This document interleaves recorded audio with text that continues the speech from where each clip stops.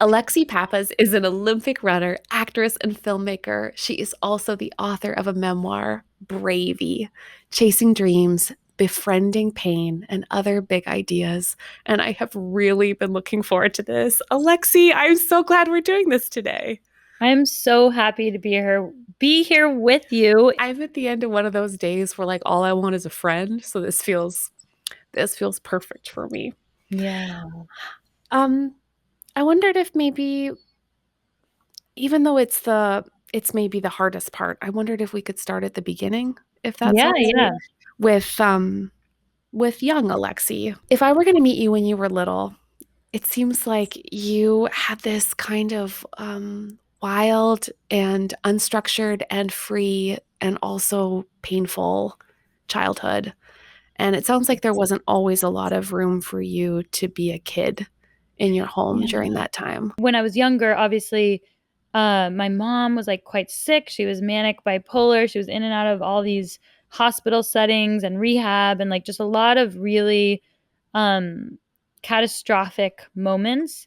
And my dad was managing that, keeping it all a secret because that was kind of the way in the 90s with mental health. And Yeah. then my brother and I were just like kind of growing up and figuring out how to be independent, I think, during that time.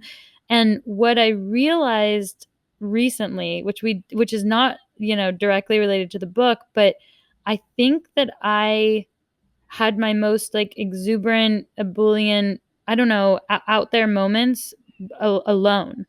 And that has made it really interesting for me to start to be that more expressive self in the public, because I think I just thought as a kid that like those were for yourself, and if and I needed to do that in like in alone. Yeah. And so Yeah. that's been a thing I've been thinking about a lot lately, where I'm like, can the world handle it? Is it okay? Is there room for two of us? Because my mom was so out there and not in the good way, that I'm like, is it okay if I'm like a little bit theatrical or eccentric? Is that Yeah. okay? And people don't know what they're going to make of us because we haven't always become it yet. And maybe as we do, Exactly. there's a little more. Yeah. Yeah. That makes a lot of sense to me. When I was little, I was very overly socially attuned. And so Mm. just like too sensitive, in my mind, like too aware. And the kind of childhood you're describing in which you were kind of self-made in a way that like a little kid would have a really would might not know what to do with. Like Mhm. you made your own bedtime. The center of the world that you lived in was your mom, and it sounds like that was a lot of freedom, but a lot of chaos and maybe a lot of loneliness too. I mean, I think the thing holding me back was just not wanting to hurt my dad, like knowing that I was never gonna do something that Yeah. that really hurt him. And that was because of, I think a gratitude for what he was doing to raise us, and a sadness for what he had been through. So Yeah. that was a tether. It wasn't like I was trying to act out in a way that would Yeah. hurt him. But you could still Yeah. go pretty far and not hurt that man. It sounds like you describe helicopter parents that have this like constant attunement to like the micro movements of their kids. And your dad was like, Are you fed? Will you Yes. come home later? Yes. Shrug. I'll see you tomorrow. Exactly. And that is something that I'm very grateful for, because I do think it must be really hard to be a parent if you have the time and space to give your child more attention than that, because he simply didn't have a choice. But Yeah. I imagine if you do have the time and space, being able to figure out how to guide without to, Yeah. I believe that parenting must be very challenging. So I respect that craft. And you know, I don't know. It made me think though that it sounded like he was, tell me if this is wrong. It was almost like he was a foundation, but not always like walls and a ceiling. Like he was always Totally. there, but like, and loving and wanted you to try, but wasn't always going to be the thing that like told you that you had to get A's instead of B's, or For sure. He was definitely like just wanted to make sure that I was doing activities that would show me resilience in ways where we didn't have to talk about resilience. And he wanted me to do certain objectively good things. Like I think it was important to him that I was like in school and things like that. Um yeah, but certainly the pressure and the desire for performance came from me, and maybe not always from like the healthiest place, because I had such a not clear understanding of like why my mom left at that age. And yeah, so I wanted a life that felt like I was moving in the opposite direction of her, which what I was told about her was that she just was so sick that she had to go. And if you're told that, then the greatest fear, of course, of all is that if you ever feel that way, you will have to go. And so that was what I thought. And so I was like, well, I better not feel that way. And what she felt in my childhood understanding was like a failure or sad, those sorts of feelings. And so I wanted to be happy, I wanted to be successful, I wanted to matter and all these things. So it was quite fueling, but it was also really unsustainable. yeah, Um, and a yeah. lot of high achievers I'm finding like have something they're pushing up against. So like it is potent.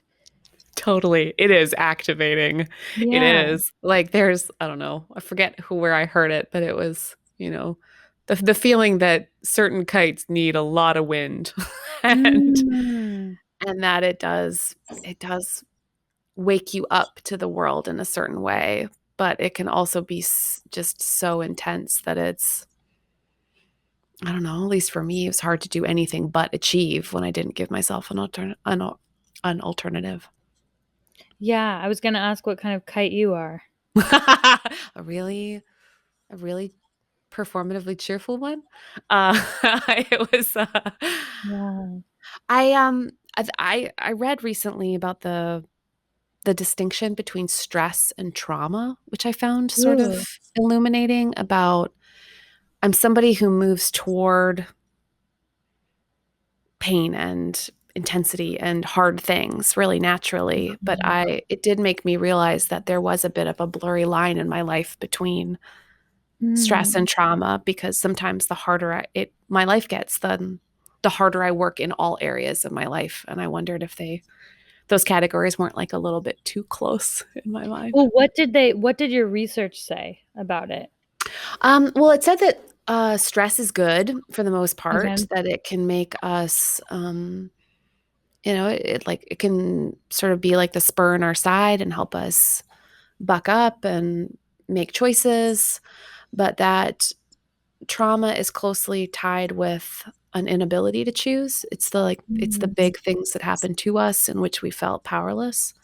Like in my situation as an adult, with a terrible illness, and it sounds like in your situation as a kid, losing your mom, but those are the things we can't choose. And so therefore it's like hard to think about, like we became certain people, but like none of it Mm. sort of comes out of that framework of choice where you're like, well, like who else was I going to be? I was already forced into Yes. this category. Yes. Okay, so that's interesting to me because I have this like actually so I now kind of get like guidance and coaching from like a former doctor of mine, where like it's kind of like we've moved into this like performance world. And something that he talked to me recently about was related to what you were saying. He believes that the self is something that we create and choose rather than something we discover. And I was like, "What?"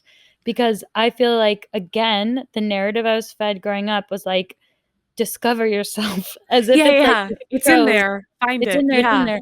And that is kinda cool to think about, like, "Yay, it's in there, I just had to find it." But it's also kind of sad because it makes you feel Yeah. that it might be fixed in some way, or it comes from, your parents, or it comes from something that you can't control. And I liked his perspective on it because I think, like you said, it's a little bit more empowering. It's like, "No, no, no, our self is like the choices and the patchwork quilt that we make." Um So I liked that about it, and I think that relates to what you were saying about Yeah. trauma versus stress. So part of my research as a historian is into these sort of myths we have about self-making, like how much Mm. of our own selves are, the result of our choices and our bootstraps and our Yeah. incredible attitudes. And, so I'm Canadian, and I like to throw that in there immediately just as Love like Canada. 100% of all Canadians do. Um, but there's an especially prevalent American story, which is that you're a true American if you're self-made. And they always describe these like titans of industry, giants who walk among us. And I there's I think too what we're talking about has such a lovely distinction, which is that there is like big T trauma, and there's the places we're born and the people we're born to and the all the things we don't choose. And then there is this huge place of, I love what you're describing, of like self-making and not just discovery. Like Yeah. and it seems like one of the most powerful things you learned was the secret to trying. Like you learned how Mhm. to really, really try, and you applied that gift to running. Tell me about Yeah. when you like, I'm just making laser hands right now. Yes, yes. So, okay, as a child, I think trying was, like, the only answer, and it was the only option my dad gave me. Like, he was really understanding, but he was pretty stubborn about, like, "Just try." Like, anytime I was complaining about anything, couldn't sleep, didn't wasn't running well, failed a test, it was always like, "Okay, just try." And it was like there was no option of, like, "Let's pivot, let's quit." It was like, "Nope, you're just gonna keep trying." And so, it was ingrained in me that that was like, the right move for any challenge, and I trusted my dad because he really didn't say much, but when he did, I really heard it, and he would say that a lot. And so I was a trier, and it got me very far because and I wrote this, but I do think that the good news and the bad news about trying and not giving up is that it works. Like, you will get somewhere. Yes. It's just painful along the way, like, because you might be humiliatingly bad at whatever you're trying for a long time, but you will get somewhere. I think a lot of my trying as a child was, like, the real important thing to me was, did I get the result? And I really wanted the results. I really wanted to have the tangible, objective results because that would prove to me and everybody else that I was doing okay and that I Yeah. was thriving and that I wasn't gonna die or whatever it was that I was, like, deeply afraid of. But today, I had an epiphany the other day when I was walking my dog, which was the great joy in life to me now is admitting that I, like, want to try for something or that I want something, and then trying my best for it and knowing that the outcome I just can't control it. Like, I cannot control a lot of times it's tied to other people, which you can't control, Yeah. or it's just tied to anything. But there's so much joy in actually being 100% honest with yourself or with people about what you want, even if it's, like, an embarrassing want or it's, like, a moonshot want, and Yeah. then truly trying for it is, like, that is a joyful life. Yeah. Wasn't there like a great thing like a coach said to you, something like, just offhandedly, like, "Oh, very few people actually ever really want to be great," or something like that? They very few people actually try to be great. It's like Try people to be want it, great. but Yeah. they don't. I think Yeah. his distinction was between being interested in a goal and being committed to it. Yeah. And it's true that it is much easier to find reasons why your dream is not possible rather than possible. Like, I've totally shifted to being like, what joy in being a person who, like, really threw your, like, spaghetti self against the refrigerator or, like, that is life. The joyful uncertainty that you're describing where not knowing can feel okay, like where the possibility of failing could be okay, where trying could be a bigger feeling than shame or fear Mhm. or, just naps. I love naps too, but like one of the things we're always trying to talk about with our community here at the Everything Happens Project is like there's all this stuff we can't change, and then there really needs to be lots of permission there for people to accept tragedy without feeling like failures, to Yeah. understand their own brokenness, to be able to like just be honest for a hot minute about what that's like. Then there's this other part of the spectrum that I just like feel so thrilled as you're describing, which is just like agency. It's trying. It's and also we need to dream. And also we need to make a future for ourselves even if our future is uncertain and scary and very often like limited. I like that you're so passionate about yeah, letting ourselves throw our like no, not moving into the future, like throwing ourselves into the Oh, future. yeah, and something that I, heard you say early on is the idea that vocabulary really matters to you, or just, like, how we talk about things, and that's probably where it all starts, right? Is, like, being able to see a dream or whatever you want and take it seriously, or, like, to call it a want instead of just having it live inside your head and never surface. And I do think vocabulary shifts are like hugely life changing, even if the situation is the same. Because I give these history lectures sometimes about like the limits of mindset, about how it always starts like this. It's like in the late 19th century, Oh, yeah. psychologists and culture became obsessed with the power of the mind, and I get like very concerned that we're like too obsessed with mindset. But one of the things I thought was just so incredible about reading about the way you try, the way that you have performed as a long distance runner is that shifting your words and categories around what you're expecting in a run completely changes the way that you frame out what your goals are. Yeah, well, when it comes to pain, first of all, I think the first thing was accepting that like pain will be a part of my sport no matter what. Like, no matter how good I get, running hurts, but there's, like, good pain and bad pain, so, like, associating the pain as something that, like, is a part of it and is not an offensive thing, and, that helps in other, when I had, like, the post-Olympic depression, it was also important to accept that I was gonna be sad or have pain for a while, but it was like, once we expect it, then it becomes less offensive.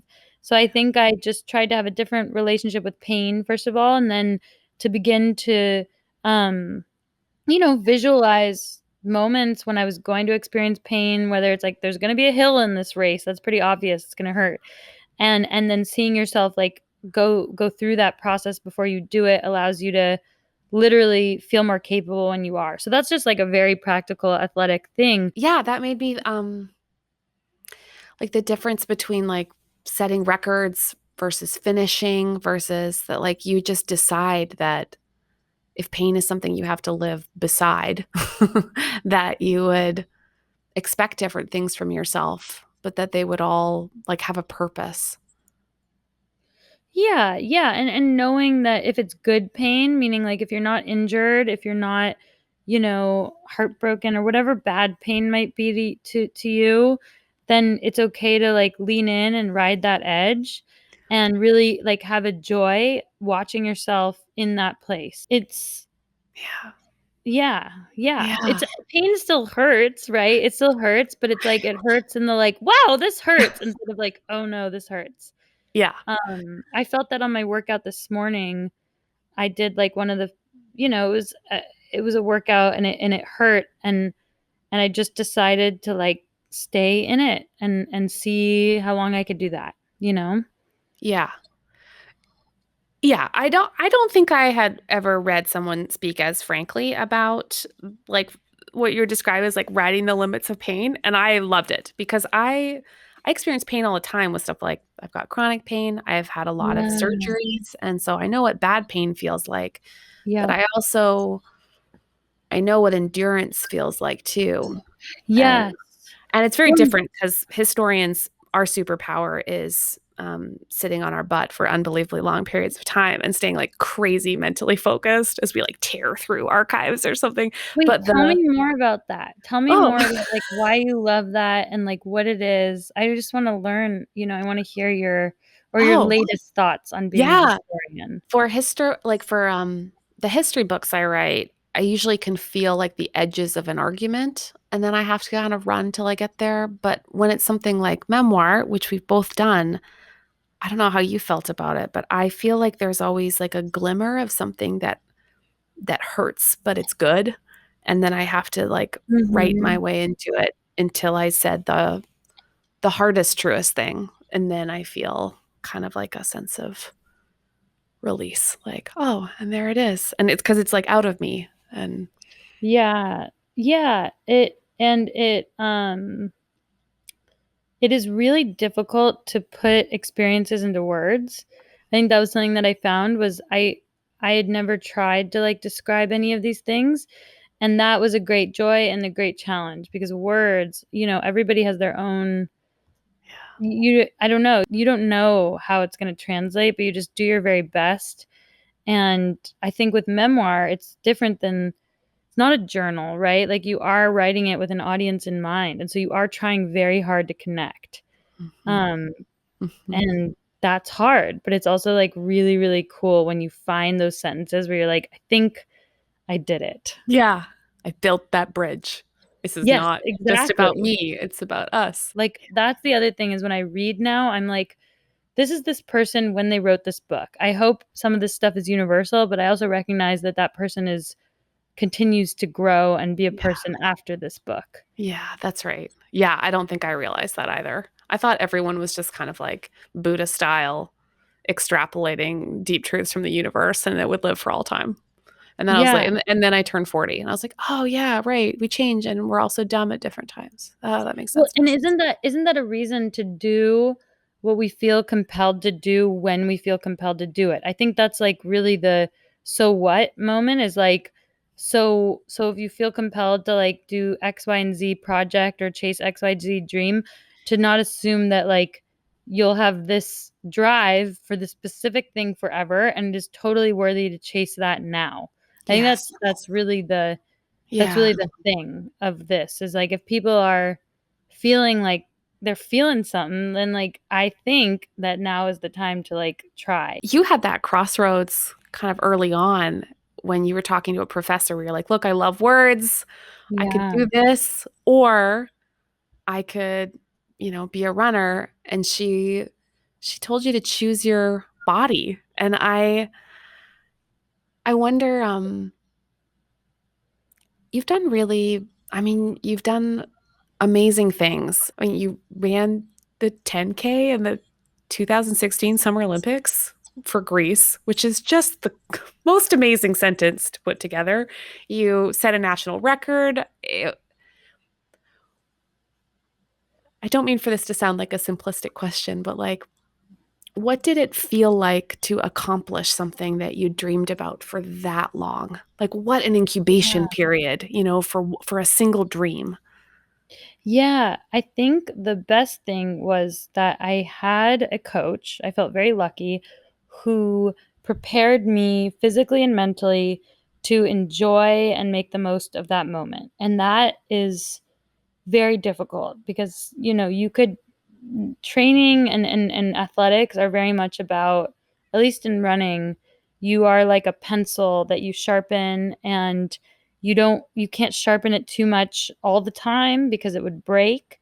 You wanna be like a dull, strong pencil for the most part, but at those peaks, you wanna be like the pointiest pencil you can be, which means, like, your mind and your body are on the same page and they are as progressed as they could be, and I was that, like, and I knew that, and I think knowing that and feeling that allowed me to be at the Olympics in a way that felt like a celebration and not a test. Surrealness is the right word used. Yeah, I just feel Yeah. the beautiful surrealness of like that sometimes and people get it. I remember the feeling when I was like running down the aisle on my wedding day and there was just a moment where we like Mm. busted through the doors and it felt just slow and sweet. Mhm. And I thought, yeah, I'll never forget that. And there's some just gorgeous moments like that where you get to keep it for later. After the race was over and the closing ceremony, and then everyone goes home, and it sounded like it was the most amazing, sort of intense summer camp experience, seeing all the gorgeous internationalism and multiculturalism and euphoria of all these elite athletes. You had a very intense ending to all those feelings. You described that post-Olympic depression. What was that like? What was that cliff like for you? Now it's not a secret. At that time, I guess it was like it was pretty much a secret because otherwise I would have known about it. Yeah. Um, but now I understand that all Olympians, whether they win gold, because I know someone who won gold, and or get last, which I know someone who got second to last in her race, Yeah. they feel this kind of loss afterwards, this post-Olympic depression, which is really, really normal. And I think it's, it's not unlike, it's now I think common that there's a trimester after you give birth that has a kind of dip, and it's just an adrenal, it's a fatigue, it's just the what comes after you chase a big dream, whatever that is. And I felt it and I rejected it because I again associated that with my mother, and I didn't want to feel anything that felt like what she must have felt because I didn't understand if there would be a way out for me. And so I just really, really rejected it. And I wanted to know what the next goal was. And I wanted to know yesterday. And I wanted to be chasing it. And so rather than like pause and let the years of like 100-mile weeks, just like chill, like not just physically, but mentally and not know what's next, I was trying to put together a life without having any kind of recovery. And that made me spiral in a really negative way, because I was, in redlining. So I think it was like pretty physiological. Like it wasn't like I was just stressed. It was like I was stressed, and that led to not sleeping, which leads your brain to have changes over time. And I basically launched into like this full blown depression, which is called, for mine was a situational depression. So it's like you're okay, and then some things happen to you, and it feels like you fall into like a well, or off a cliff. And again, I like didn't want to accept that, and so I just kept going until my dad like made me get help, and that was like months afterwards. And it really didn't have to get that bad. It's just I had no other vocabulary to see myself as what I now understand is like I had an injury to my brain, and I just could not, I didn't see it that way. But the vocabulary shift has helped me a lot since. I hear that from a lot of people who, are part of our community. Is they're either in the momentum of something hard where they're like managing Mm, an illness, or they're getting a divorce, yeah. or they're, managing a business or something that's struggling, or they're in a profession that just, especially in the pandemic or in the post-pandemic months, just won't let up. And then with all the momentum, they just can't ever like regulate, can't ever catch their breath. And then it's just so hard to take inventory when you kind of forget that you've just kind of been hemorrhaging along the way. Yes, there's not like a practice built in to respecting the moment Mhm. after. So we feel like it's a choice that we're making, or like it's like a weakness. Yes. Yeah. And there's such an interesting tension in the way that especially when we talk about mental illness, in that relationship to effort. Like, one way of describing depression is the inability to try, like that deep Mm. abyss that convinces you that everything is useless anyway. And when you described your recovery in using cognitive behavioral therapy, which has like a really, I always thought, very sensible theory about trying, like very simply put, Mhm. that you can kind of pattern yourself into actions that are good for you, Mhm. that then create good feelings that we all need. Mhm. And I imagine that was like a strange thing to reconcile yourself to, that if you're, instead of just being like an all willpower framework, just letting yourself also have had moments where you just kind of like got swept under. Well, I mean, once I met my doctor, he told me that actions change first, then thoughts, then feelings, in that order only. And that was a real life changer for me because I felt so awful. But he was like, "Fine, you're going to feel awful for a long time. It's like you have a broken bone and it's going to feel broken and painful for a long time, but that doesn't mean it's not healing. If you do the actions."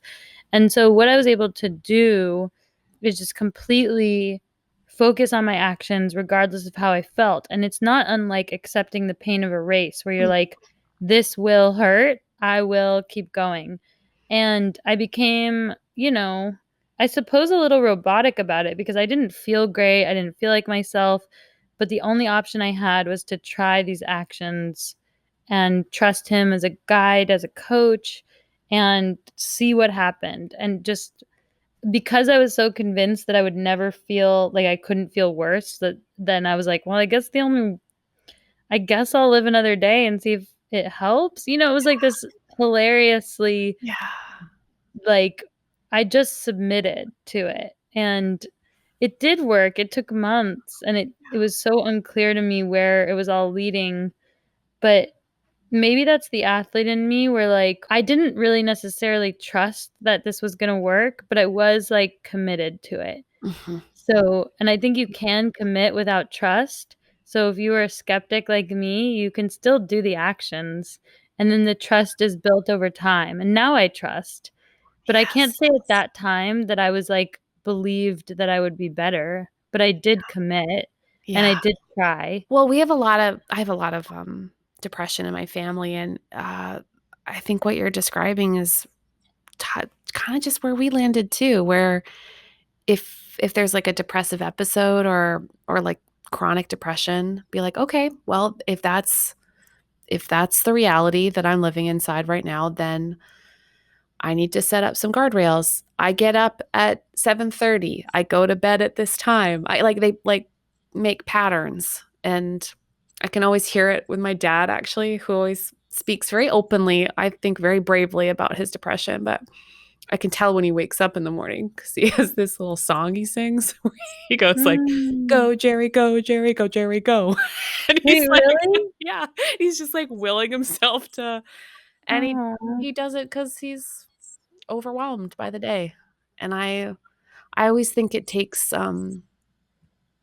I think it takes great courage to be depressed and to Oh my gosh, yeah. And if you can have a little bit of a sense of humor about it, it helps, but that's hard too, to have like "Okay, this is gonna be I feel shitty every day, but I know that I'm on a path," or like, "I know that I'm committed for a period of time to whatever it is that I'm doing." yeah, I can't Um, control the feelings, but I can control whether I